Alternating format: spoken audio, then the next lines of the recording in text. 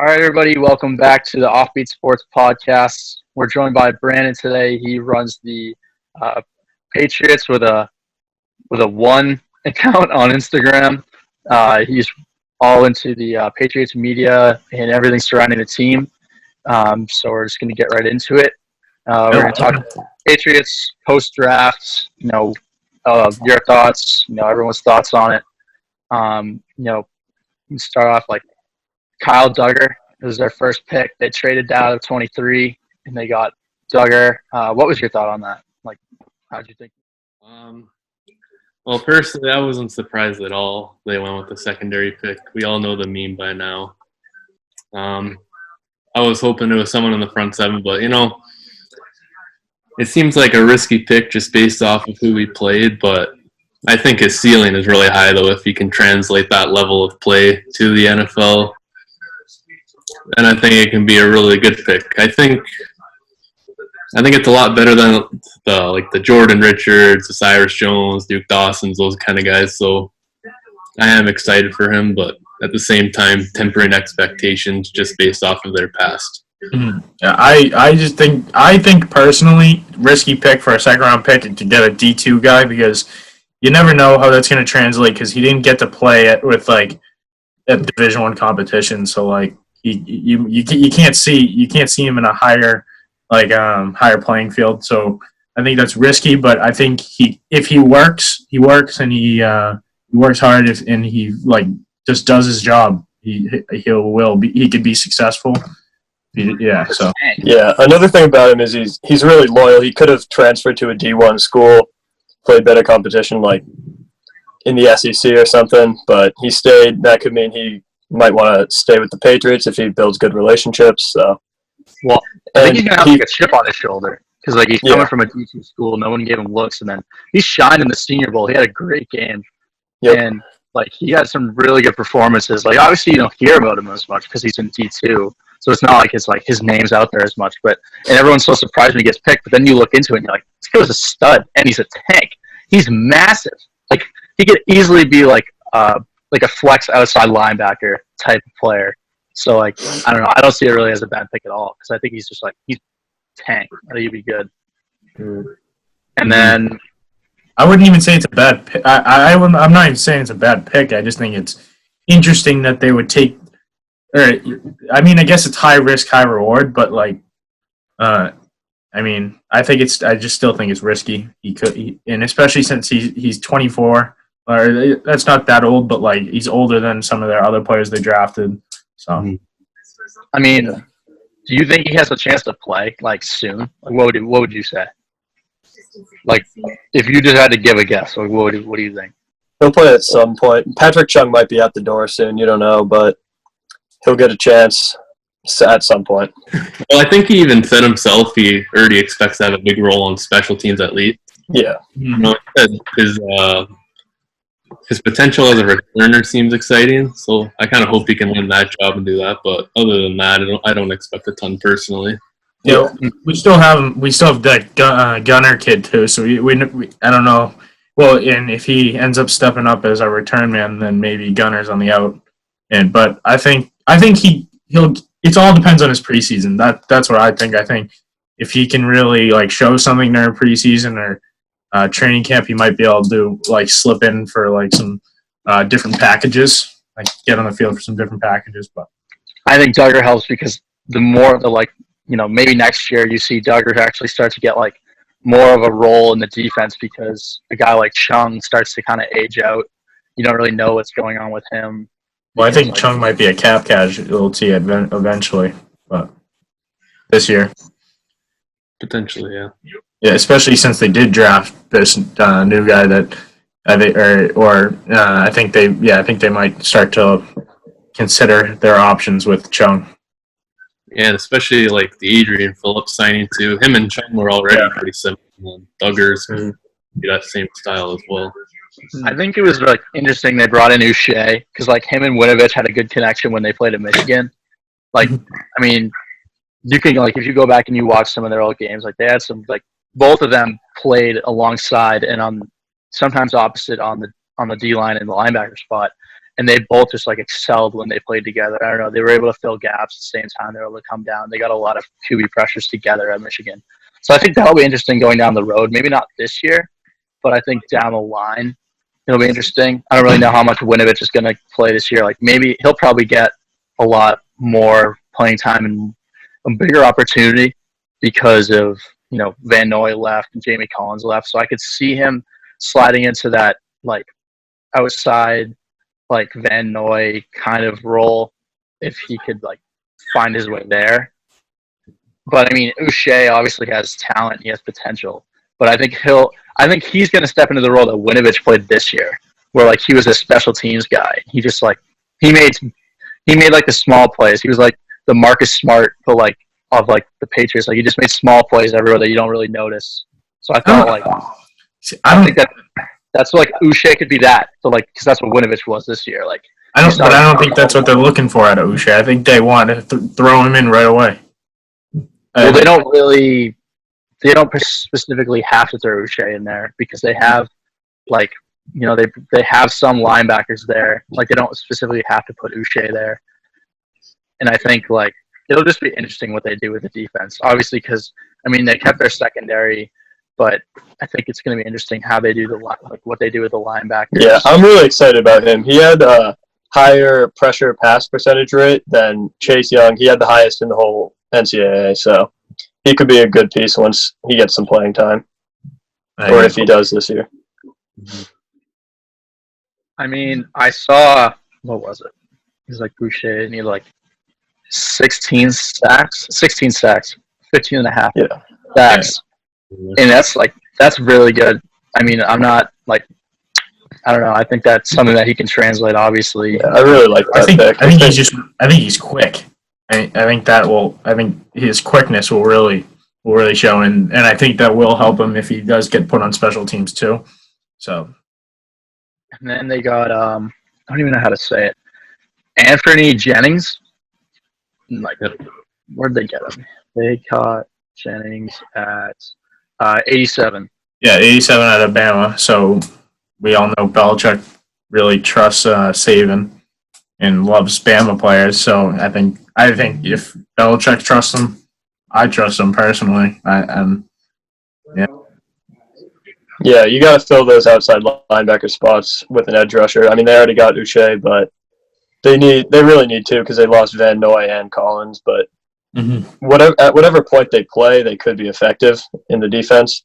But for now, if they're just good on special teams, then that's fine. Yeah, I mean, and I think that they don't even. I think they were more worried about the edge because the inside is kind of filled with Hightower, and then they picked up Brandon Copeland.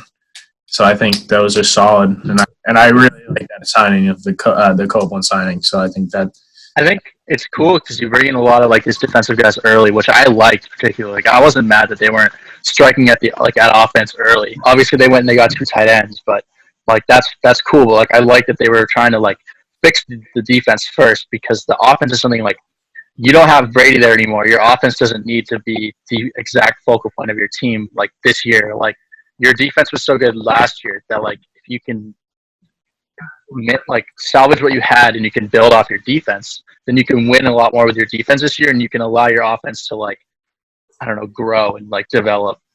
So I think that'll be good for them down the line. But I think like this year specifically, it's good that they're bringing all these guys that, can potentially fill roles on their defense. So. Well, you've seen teams make it far, like with just purely defense. Like it was the Broncos when they won. Manning was kind of like complete crap during that, and he was dead towards the end. Like he didn't perform until the end of the playoffs. So I think it just shows like you can really build a strong defense. You are in a solid position, and I think that's what they really went into the draft and free agency looking at. Like they weren't really worried about the whole offense and Brady leaving. So even like the Steelers last year, like what they won like 8 games. They won 8 games. They won 8-8. Yeah, I mean, I would hope Stidham isn't as bad as Rudolph and Devlin Hodges. So, and I don't know if our defense will be quite that good. We'll see how they play against like the league. Yeah, I mean, plus with the new team in the playoffs, they just need to go maybe 9-7. They'll probably get a playoff spot. And I mean, I don't expect Stidham to be bad. I expect him to probably be like a little above average, probably like top 15. So, I mean, that's all he really needs to do, just be a game manager. And if the defense is still dominant like it was last year, then they're in a pretty good spot. I'm actually expecting Stidham to step in and really have an impact on a few games. I don't think every game he's going to be like the star, but I think there's going to be some games where like, damn, like that's our quarterback, and because I think his connections with his receivers are just incredible, because that's what we were screwed with last year, because Brady didn't want to make his connections, and I think Stidham has that time and will do that. So yeah, I'm excited to see Stidham with guys like N'Keal Harry and Jacoby Myers and guys who kind of underperformed last year but have some talent. I think it'll be interesting with Asiasi. I think I think he'll like have a really good place. Like out of all the rookies like that they drafted, I'm most excited to see him because like they needed a tight end. So like I think he is in the perfect place to have a very, very productive rookie season. Like, he wasn't all over the field making the craziest of plays, but I think he was just reliable. So I think that was kind of where why they went with him. Well, yeah, Belichick likes the reliable player, somebody who'll actually do his job. And like I know he didn't play much because he only played a few games through his 3 seasons. He played. I don't know if he got through a full season. He played. I think only full year. I think he played 18 games in 3 years, so he doesn't have a very big sample size for a college tight end, for a college player, especially to be taken that early in the draft. He only had 1 drop in 18 games. Yeah, I mean, I'm glad that they took a tight end in the third, or 2 tight ends in the third, because I didn't think anyone was worth taking at 23. And then once they traded out of it, I thought they would take an edge rusher first, but I was a little surprised by the Duggar pick. But I didn't want them to wait till like the end of the draft to draft a tight end. I'm glad they took their tight ends in the 3rd round. Yeah, well, I think they're gonna really throw in those 2 tight ends, and I think they're gonna try and use them as like more of like a one show like they used Hernandez and Gronk. Not similar players, but like just that using 2 tight ends like equally. I think that's a big thing they're gonna want to do. Do you guys have any hope for either Lacoste or Izzo performing well this year? I don't hate Lacoste. I think he could have been better. I just think he didn't really fit. But, I mean, they weren't really productive at all, and I'd rather see the younger tight ends step up. Yeah, I both of them. I think those 2 are done. Or not done. I don't think they're going to be. It lights a fire under them, though. Like, they're literally saying, like, we don't care. Like, we're bringing in young kids instead of you. Yeah, and I think their time is limited because they did draft these 2 tight ends and brought in 2 more drafted free agent signings, and I think they're going to. They wouldn't draft back-to-back tight ends if they didn't think they were going to use them. So but you know Belichick's mindset. He's not going to draft someone just to have. He's going to draft them to use them. So. Especially in the 3rd round. Yeah, because he loves to develop players, more defensive players than offensive, but he's not going to draft someone like that for no reason. So they went Asiasi, Keene, and they got Justin Wasser, the kicker from Marshall. I mean, that was really out of nowhere. And then as soon as he's picked, everyone's just freaking out because he has a weird tattoo on his arm, but like. Other than that, I mean, I know he was like good in college. From what I've read, he was a great kicker in college. He's built like friggin' Dante Hightower, but we can leave that out of it. I mean, he's just one of those special teams guys that you see Bill just like fall in love with probably, and just like be like, oh, I have to have him, even though he could have got him 3 rounds later for nothing. And I don't know. I wish they waited a round or 2 for a kicker, because there were some other guys too. But he was, I think, if I remember correctly, he was 18 for 21.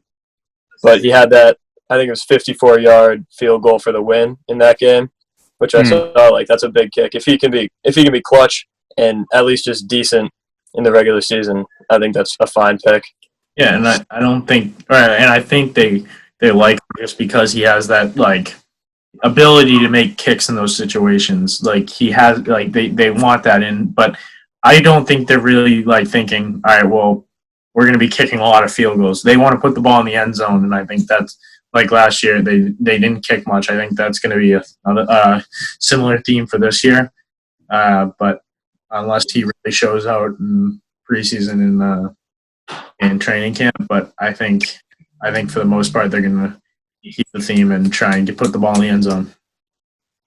Right, but I don't know how much they'll be able to put the ball in the end zone. They might have to rely on him a little bit. I don't know if this offense is good enough to. Eventually, but I think to start, they're definitely gonna not really try and use a rookie kicker. Yeah, and the fact that he hit those kicks in the rain too. I noticed in that same game where he hit the 54-yarder for the win. The next two picks, Michael Onwenu and Justin Herron, I am a fan of. I think building that offensive line is going to be crucial because you need Stidham to feel comfortable, and you really need Michelle to step back up this year because I don't even think Michelle was bad last year. I just think the line, and he had no Devlin. The line and no Devlin was really the downfall for him. So I think the next two picks at offensive line were like very important for them. I think they definitely needed to like bulk back up on their offensive line. I think that was really big for them because obviously you put the franchise on Tooney, but I think that's an interesting like scenario that they put themselves in just because of the amount of money that they pay him on that salary cap. And I don't know. It's very interesting. Like when you put on a franchise tag and then you look at how much you're paying your two starting guards, like if you can bring in young talent, like exactly what they're doing with Stidham, like they're taking advantage of him being on a rookie deal. Like if you can incorporate these young linemen into your system early, and you can take advantage of the fact that they are on their rookie deal, they're not making a lot of money, and they were late round picks, then you put yourself in a really great situation down the line. Where if you can continuously do that, then you have more success where you can put your money elsewhere. Yeah, I mean, I do think that the line was a big problem last year, but I don't think Sony Michel did everything he could have done. Like, I think a lot of it was Newhouse for the pass blocking, especially on blocking the blind side. But I think Sony Michel has sort of declined, not just because of the line, just because he himself has declined. But I'm glad that they're going to build up the line. I think the tackle is the right place to go, too. I don't know. I don't even think it was fully the line. I think it was not. Devlin was had a huge impact on blocking in just the offense in general. That I think that really hurt Sony. I don't even think Sony's that great of a running back. I just think when you have a line that's solid, and he's just good at finding those holes with a good line. So, but I think he can succeed if that line can stay strong and healthy during the season. Right.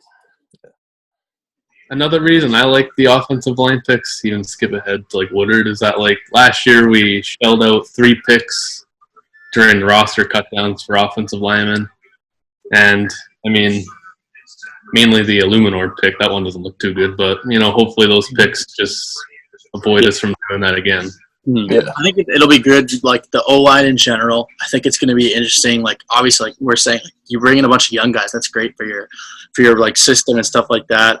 Obviously, they have David Andrews who wasn't there last year, and I think Sony Michel's a good running back. I think like you saw it in 2018. You saw what he was capable of doing like throughout that season. Like obviously he wasn't perfect, but like he helped you significantly in that postseason. Without him, I'm not sure you get their Super Bowl without him.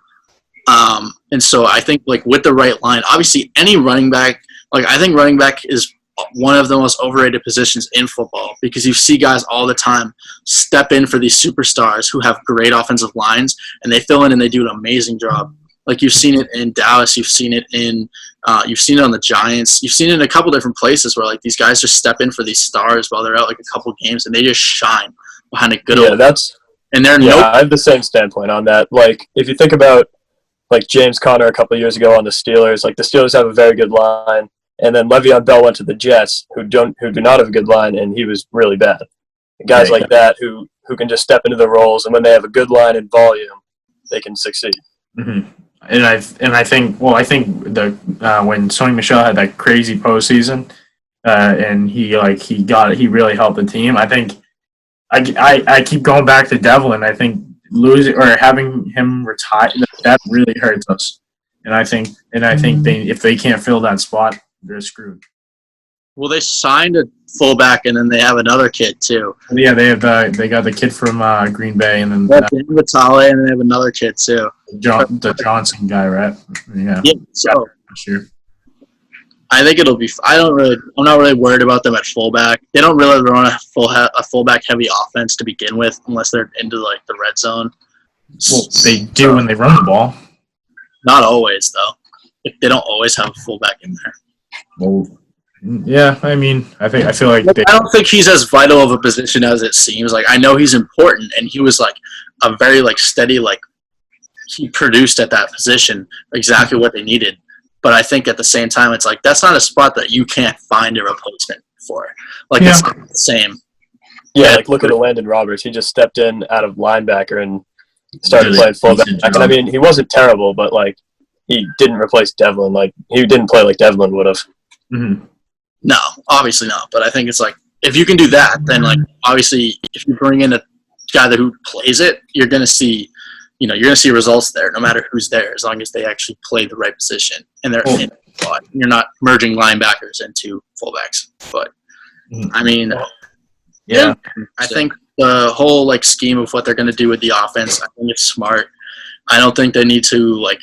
I don't really want them to try to bulk up talent on the offense. I don't really think they need to go out and like. I mean, like signing guys. Like I don't think. What do you think about them? What is it like? What do you guys think about them not signing or drafting a receiver? I personally like it because I think they have their priorities straight, and I think they're confident in their young receivers with Stidham. But N'Keal Harry, like all you hear, and like when we talked to the Spike King a few weeks ago, we talked to him about some of that stuff. He said, he was talking about, like.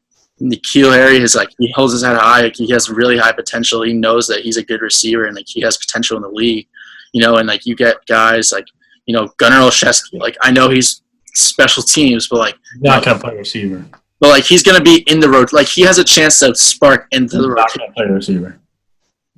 Okay, he's gonna play. The guys they drafted. They have too many guys. They got N'Keal Harry, Jacoby Myers, Edelman, Marquise Lee. Sanu. Oh, I know. They also signed some undrafted guys too. They signed They signed Stidham's Auburn slot receiver. Yeah. Mm-hmm. Oh, Brandon, what do you think about the receiver situation? Honestly, like I'm on the same side as you. I was like the whole off season, I didn't think they would really go hard after like a big name receiver just because they've invested a lot of capital into the position recently. You took Harry in the first last year. Gave up your second for Sanu. And, I mean, I think you just have to, even though last year was brutal, you have to show some faith in them that they'll do better in their second year. Mm-hmm. I think, like, I'm not saying Gunnar Olszewski is going to be, like, a starting receiver. I just think, like, if he's in your rotation and he's at the bottom, that's not that bad. Like, I wouldn't mind. Like, if he gets legitimate plays. That's not what I'm saying. I'm saying if he's at the bottom of your rotation, if he is your guy that you have to play, everyone else gets hurt, that's cool with me because that means that you have talent that's like there. Well, he is the bottom. He is the bottom of the receiver. I know, but I'm saying all the guys ahead of him, like I'm comfortable with those guys, but I would even be comfortable if he had to get thrown. If he had to, if everyone got hurt, but yeah. Which is something that you don't really see in your bottom receiver. You're not like, oh, great. Like, I wouldn't even, like, if he went in the game, I wouldn't be like, oh, well. Yeah, if he went in the game, I'd be like, well, okay. Well, like, I wouldn't be, like, mad. You know what I mean? Like, I would just be, like, skeptical more. When you get to the bottom of those, like, receiver, like, rotations, you're like, oh, God, like, please don't put him in. Like, he's just going to drop. Like, for, like, a guy like that, I feel like you can be like, he has potential. Like, get him in there. Like, whatever. It's just a situation. He works hard. Yeah. So, like, I think the receiving group is going to be interesting. Like, I think Sanu can have a bounce back here. Obviously, I think they have plenty of receivers. They have plenty of receivers. But, like, I'm just saying, like, I think Sanu can have a bounce back year. Obviously, he got hurt, so he didn't really put up the results that, everyone expected from him. And then, Edelman's getting older. Like, he's just – I still think he's going to be there. I think he's I think he's going to be there. I'm just saying, like, the receiver group looked bad, but it wasn't just that. I think it. Yeah, but also Edelman was banged up too, like towards the he was playoffs. playing hurt all season. Yeah. And I think it's a lot is like there's a lot that ties into the way that the receivers perform because at the same time it's like Brady definitely didn't have the time in the pocket like he has had in the past where like to go and like look at those guys and to find the open man. So I think that's a really big part of the production of all the receivers. He also complained about he was like saying how like he didn't have the connections with the receivers, but then he also said like he didn't want to put in the time to keep working with new receivers. So like I think that was just kind of like all right, that's a lose-lose. Goes back to him skipping OTAs, I guess. Yeah. I know, and now he's not going to have OTAs with Tampa, so it'll be interesting. I mean, he could just throw it up to Mike Evans, but it doesn't. Yeah. I don't think.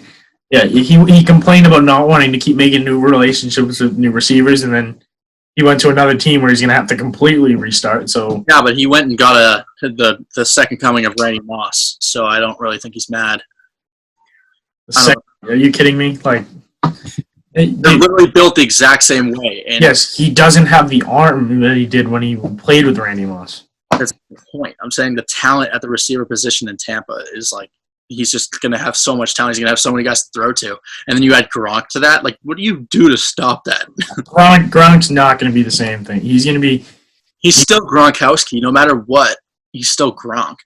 Yeah, but I think he's going to get hurt early season. Probably. He's not going to be like the blocking tight end that he used to be. It's going to be weird because he's going to be like an Evan Ingram. I think he's going to be like a receiver, like tight end, like a guy that. No, because he's going to get. Evan Ingram's like a receiver. He's like fast. He doesn't really block as well. Yeah, that's what I'm saying. Like Gronk's not like big anymore. But Gronk's not going to be fast. Gronk's going to get hit. Like he's going to play that position. Like I don't think he's going to be inside blocking as much anymore. Yeah, maybe. I don't think he can take that. Like I don't think he can. Gronk's literally made out of glass. And he's older now, and he's got plenty of time though to get back into football. But he hasn't been getting hit like for over a year now. Like, which is probably good for him because of all his injuries. But still, like you need to have that tolerance in your body. You don't think he has it? No, I do not. I think he's going to get hurt early season. Yeah, think or you want? No, I think. I wouldn't want somebody to get hurt. That's good. That's horrible. It was really cool. I think it's great that they bought in what's his name? Hastings from Auburn. Hastings, yeah. I thought that was a really good signing for them. Obviously, it's he had a connection with Stidham, which I think is a really good thing to have. You bring in a guy that they played in a system together. They obviously have a connection on the field. So I think that's something where like it'll look good, especially if he can stay around and he makes the cut and he's on the roster. Well, like in the preseason, obviously like you could see a guy like that shine. Obviously just like last year. With Jacoby Myers, like a guy just like comes out of nowhere and you see him have a great connection with the young quarterback. But like there's obviously the chance where that guy doesn't really show in the regular season. But I still think it's good to have that guy. I actually think he's going to step up and be kind of like Chris Hogan was because like he's that slot receiver. He's comfortable with his quarterback. He could really it might take him a couple of years to get himself into the system, but I think he could get there. He works. My thing with the receivers is that there's only so many spots. Like for me, like I assume we all agree Edelman and Harry are locks, and then I think Sanu is a good bet too, just as long as he's healthy and he doesn't completely flop in camp. And then at that point, you probably only have like. Well, I think Myers gets in there. I think Myers is pretty much a lock because his great connection with Stidham. Yeah, and then usually they only carry about 5 receivers max, not including Slater, maybe 6, but I think they might carry more just because of what happened last year with injuries and stuff. I would say though that I think just the pure fact that they should have better tight end play this year will really help the receivers. Yeah, that's true. I know less pressure on the receivers to get open. What I think is interesting, and this isn't really about like a draft, anyone got drafted. Well, I guess you could incorporate it. They drafted J.J. Taylor, running back out of Arizona. No, they didn't draft him. or undrafted free. I'm sorry. Yeah, they signed him. And you look at the running back like scenario on the Patriots right now. You have Sony Michel, you have him, you have Damian Harris, you have Rex Burkhead, and then you have Bolden, who's always there. And is there someone else? I might be missing somebody. But I doubt Taylor plays or gets any. But I'm just saying, in the idea of that by cutting Rex at this point saves you money off the cap. Yeah.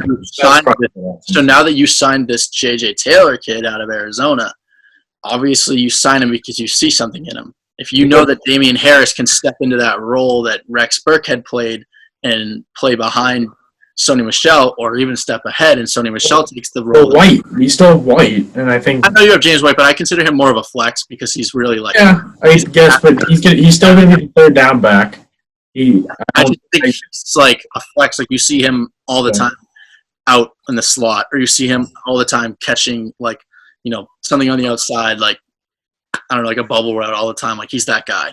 So like I don't really consider him as much of like a pure back. Like I'm just saying like guys that you see from like a fundamental standpoint of like they're the running backs of the team, and I just think Rex I feel like you could get rid of Rex with no problem. Like I know he's a good player and he fits. Like if Damian Harris has all the potential that they see when they picked him, then I don't see a problem with getting rid of Rex to that cap. Yeah, I agree with that. I think they could get rid of Rex, but I don't see the Taylor kid stepping up. I think he was kind of just get some more or just get another running back on the. Well, no, I'm just saying like he can bring him and get rid of Rex. Like just kill him in Rex's not Rex's spot. Like I don't see him getting like reps within the offense. I'm just saying like it's just another body, so you can just get rid of the one that's going to help you get off the cap money.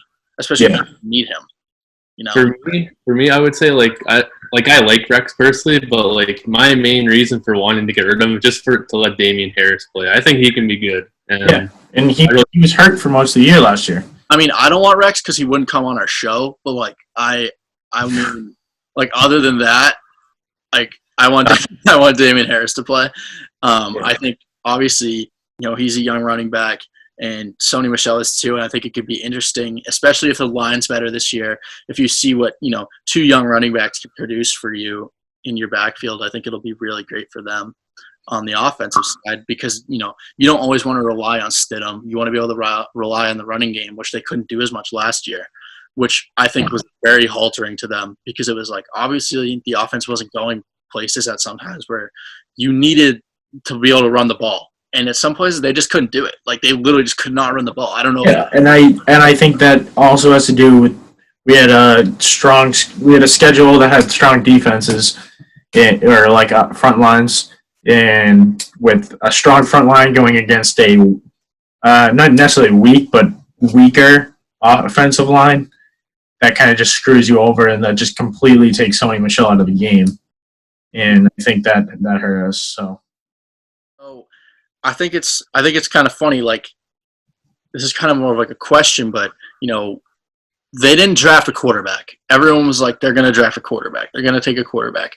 They go the whole draft. They don't draft a quarterback. Everyone's like, all right, Stidham's the guy. Which I feel like a lot of people knew that. Like, the general consensus was like Stidham's going to be the guy. And especially when they picked up Hastings after the draft, and I realized he was from Auburn, and I knew he had a Stidham connection. I was like, Stidham's the guy. I was like, they're bringing in Stidham players. Like, they literally, they're trying to incorporate him into the offense, like, the best they can. So I think it's interesting because then they went and they signed two undrafted free agent quarterbacks, which obviously that doesn't really mean much because they're hold on. I just think going the whole draft without picking a quarterback is a great move. Although I do like the idea to bring in some competition for Stidham so it lights a fire under Stidham's ass and he'll work harder. I think putting that confidence in your QB will make sure when he goes out on the field, he's less scared of screwing up and losing his position. So he'll be more confident himself out there, and therefore, and I think we'll see that on the field. I think we'll see that in his production. I just bet a guy like Brandon Hoyer. I hope Brandon Hoyer.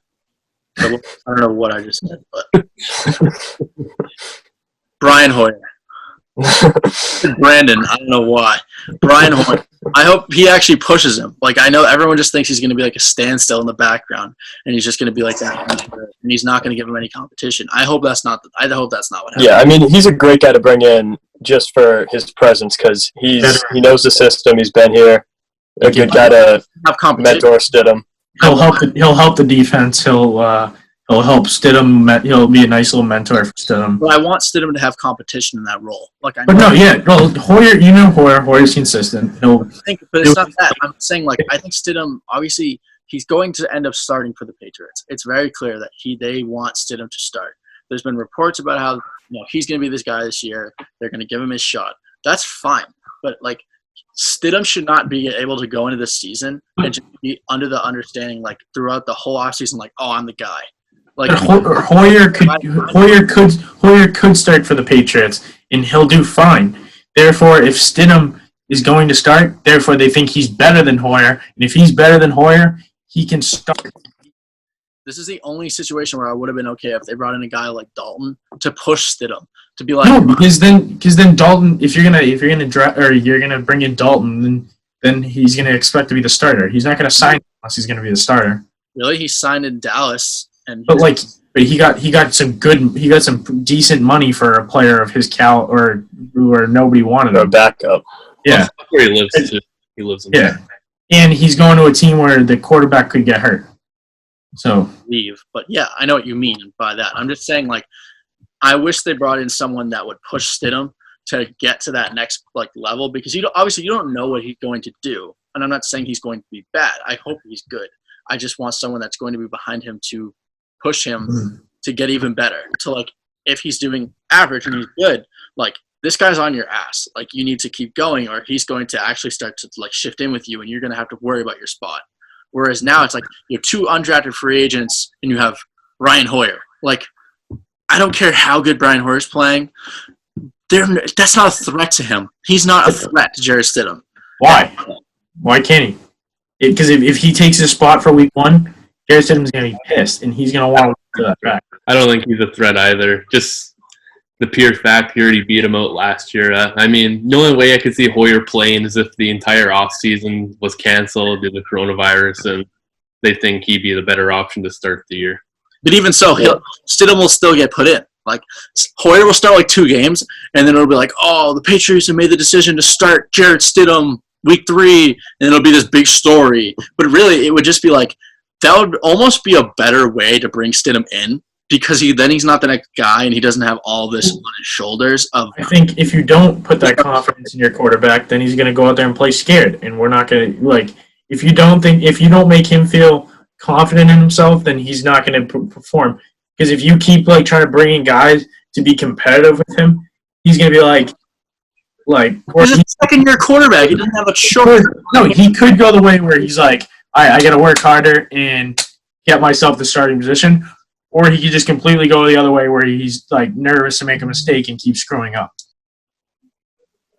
I don't know. I just think that, like, I'm not mad, per se, that they didn't bring someone in to push him, but I don't think it would have hurt to bring in another veteran presence quarterback that could actually compete with him, because he straight up beat out Brian Hoyer last year. Like, he literally played him out of the system.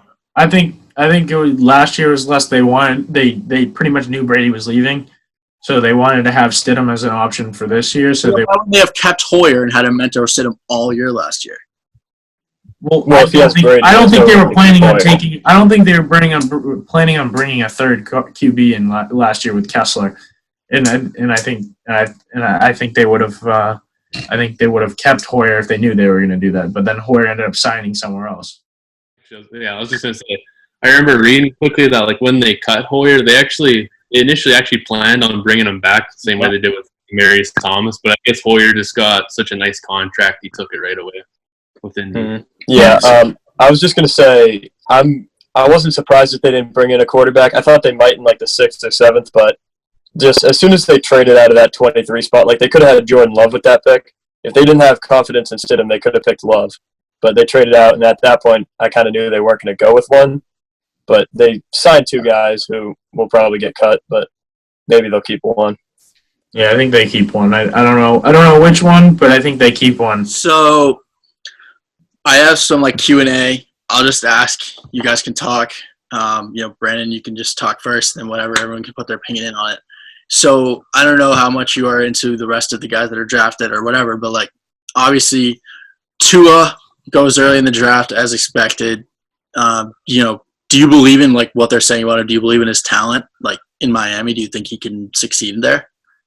My thing was like I like Tua as a prospect. I think Miami made the right choice there. My only issue is that him staying healthy behind that offensive line, or if they put him in too soon, then things can go south. But as it goes for every young quarterback, if you put the right people around him, he should be okay. But he definitely has the talent to do well.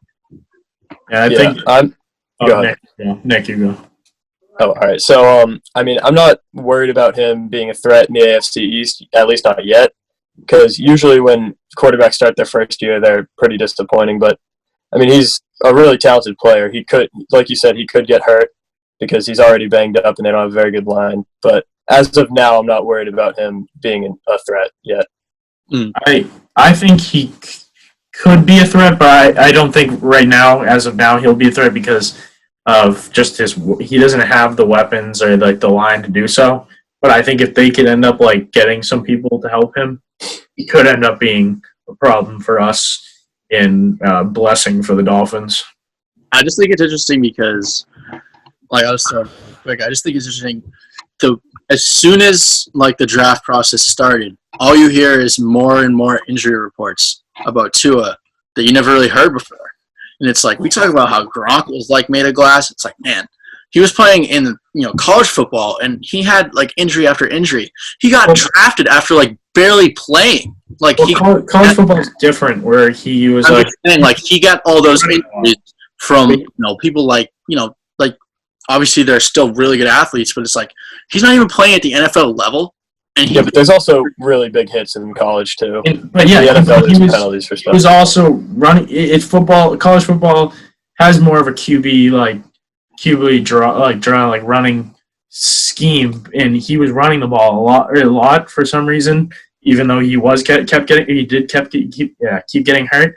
So I think if he does not run the ball as much, it'll be safer for him. I don't know. I just think it's scary because I think it can turn out very well. It's like high risk, high reward, because if he gets hurt over and over again, and like he had like the hip thing and he had all of this stuff going on, where it's like if that comes back, he's screwed. But if he can stay healthy and they can bulk up their offensive line and not be like the dumbest franchise in the NFL and put nothing in front of their young quarterback who's been hurt, then I think he can flourish. Honestly, like warm weather, you don't really have to worry about as much down there like you would up here with elements like, rain, but like other than that. And I think if they can bulk up their offense more, I think it'll be interesting. So on another note of quarterbacks, next question I had for you guys, like Packers took Jordan Love. What do you think that means for Aaron Rodgers? Aaron Rodgers still has 2 years left on his deal. So I think his time is ticking. I think they're gonna start exploring trade options for him. See what they can get before his trade value drops. I guess a lot of it also just comes down to performance. If he keeps like going on a path he's been the last, 2 years or so, then things can get a little edgy there. But yeah. Yeah. A lot of people are making comparisons to like back when Rodgers was drafted and they had Brett Favre. Rodgers fell like towards the bottom of the first round, but Favre got pushed out and Rodgers obviously succeeded. But I agree. If he's still performing, they're not going to get rid of him yet. I just don't think this was like a move to get rid of Rodgers. Like I don't see that as what it was. I saw it. Well, they also traded up. They didn't just take him. Oh, yeah. But I think if you read the reports and you listen to what like all the guys in the media talk about, they're saying how like they did this as a way to kick Aaron Rodgers in the ass because he's very entitled. He's very like just like I'm the guy, like all this stuff, and like obviously they made the NFC Championship. They were not a bad team, but like they could have definitely used that pick on a receiver and helped Aaron Rodgers. I don't players. I don't think it's a mistake they did that. I don't think it's a bad pick because obviously I think they're doing it with full intentions to move Rodgers because they're also not happy about how he acts with the team and the management. So it said that that's big. I think that's a big fu to move him. Well, I don't think it's that. I don't think they're looking to move their franchise quarterback. I don't think that's. But realistically, how healthy has he been? It hasn't really been as much about his health. It's been about his performance. But at the same time, they literally just went to the NFC Championship. So how much? Well, they could also look to move Love too. But they didn't. They haven't been in the Super Bowl in a while. So they went to the NFC Championship. Did they get past there, or will they get past there in future years because of how dominant the NFC is going to be this year? They're looking. I think they're going to start to look to trade him before his trade value goes completely down. The next question that I have is: there anyone on the Patriots?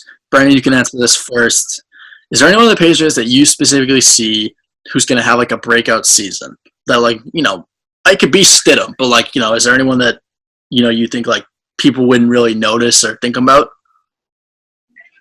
I haven't talked about it much on my page, but just with myself, I've been pretty high on Juwan Bentley. A lot of people raved about him in his rookie year before it got cut short, and then last year he obviously just didn't have much of a role. But this year, he figures to have quite a big role next to Hightower, so I think he's someone who should stand out a lot more, and it's not talked about very much. I think he fell short behind when he obviously, like you said, he was having a good stretch when he was in his rookie year, and then got cut short. And then last year, I don't know, he just wasn't as evident, and he didn't really have a place as much. But I think so people kind of just fell off on him. But you see the talent that he had early in his career. He can obviously perform on the field, and if he can learn to improve and take a role, then I think it'll be interesting. I think I agree with you. He can have a really big impact that people wouldn't see coming. I think they need to add another linebacker though. I think they're pretty thin there, but we'll see. I think with the new guys in Copeland, they're fine. But I don't really know if Copeland's the answer at linebacker, but I think Copeland's had put himself together a pretty good career. So I think Copeland will be more of an edge rusher for them because he played this off the ball linebacker last year. Yeah. Jets and wasn't that good. Mm-hmm. Yeah, it'll be interesting what they do. They brought in some guys that you could consider edge guys that play linebacker or kind of a flex in college. It'll be interesting. The linebacker spot, like we said earlier, you have Winovich, who I think is going to take a Van Noy role. At least I like Winovich personally. I like the way he plays. I like the tenacity that he plays with, the energy that he comes onto the field with, and especially the way he plays on special teams, even though that's not – on the Patriots, that's a huge role, but on certain teams, you would see that and be like, oh, he's just a special teams guy. But he played his ass off on special teams. When he was on that field, he was just everywhere. And so that's something where, I could see, he take a big step, obviously, in this offseason. I could see him filling a role on the defense as that backside linebacker. And I think, that would be actually frontside linebacker for him. I think that'd be, a great spot for him. I was actually thinking N'Keal Harry because he was injured for most of the year last year, and I think with a quarterback like Stidham, who he might have a connection with, who might give him the ball more, he could succeed. And I don't think he's going to be the number one receiver over Edelman or even Sanu, but he'll work. He'll be all the Patriots. Usually their receivers are pretty even. Everyone gets the ball, and I think he could make a difference in the offense. All right, I'm gonna go with the young receiving core as the breakout because I think as a whole, N'Keal Harry and Jacoby Myers are both gonna have themselves a good year, and I think they're gonna break out this year, especially Harry and Myers on the outside with their connection with Stidham, they're gonna get the ball a lot. So yeah, I think Cam Newton, obviously still a free agent. Do you think he's going to get signed anywhere? I think it just comes down. I don't know. I really don't see where he starts right now. I feel like it's going to come down to an injury, but I think because it doesn't seem like he wants to be a backup still. I think it's going to be kind of like similar to a Kaepernick situation, but less of. But I think eventually he will get signed, but I think it's going to be like a little bit. He's going to have to wait.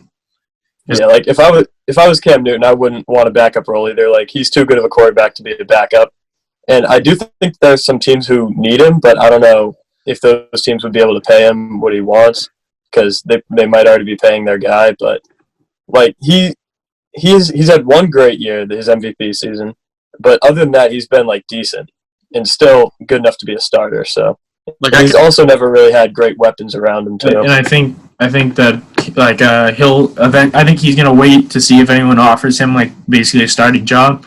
But I think eventually he's just gonna be like, all right, well, I'm just gonna take a deal. I mean, I back up and fight for that spot. I think a team like the Chargers would be perfect for him. They have weapons. Well, they drafted somebody. They drafted Herbert, though. They drafted Herbert, and they also had Tyrod Taylor. And I know Herbert's like the true love story of he grew up loving the Chargers and all that stuff. But that's another place where like I think a guy like Cam Newton, if he can take a mentor role to a guy like that in a place like that as maybe like a prove it deal. Like it doesn't have to be a long-term deal.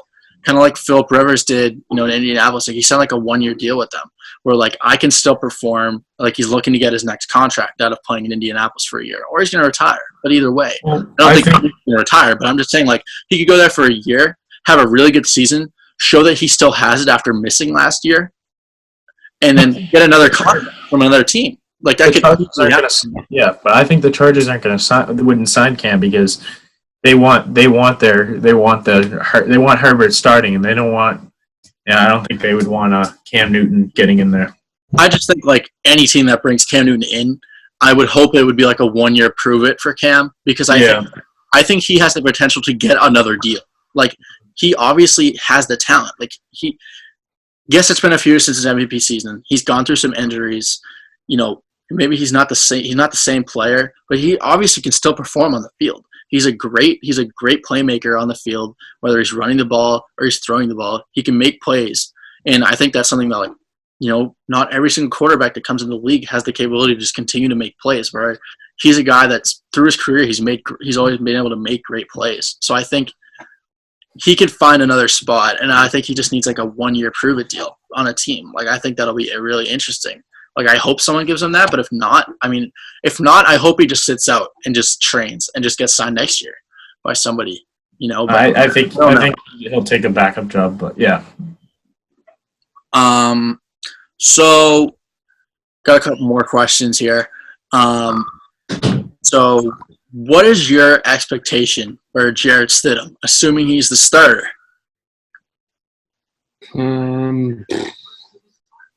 I'm same with like the team as a whole. I'm tempering expectations, but I think he can just be like, I think best case scenario could be like just like a solid mid-level starter, takes care of the ball.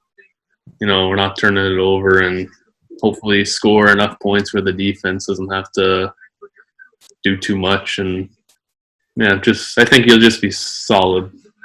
Yeah, like I said earlier, I don't expect him to be great, but I do think he'll be serviceable, and he's got like some guys to throw to. The receiving core isn't as bad as everyone says it is, and the defense is still solid. So I think the team as a whole will be okay, but Stidham will probably be average. I think out of Stidham we get consistency and just like I think he'll have probably like 1 or 2 games where we're like that was terrible, and I think we'll have like 1 or 2 games where like he's got a future. And then I think the rest of it, he'll just be consistently average, and he'll just be an average NFL quarterback.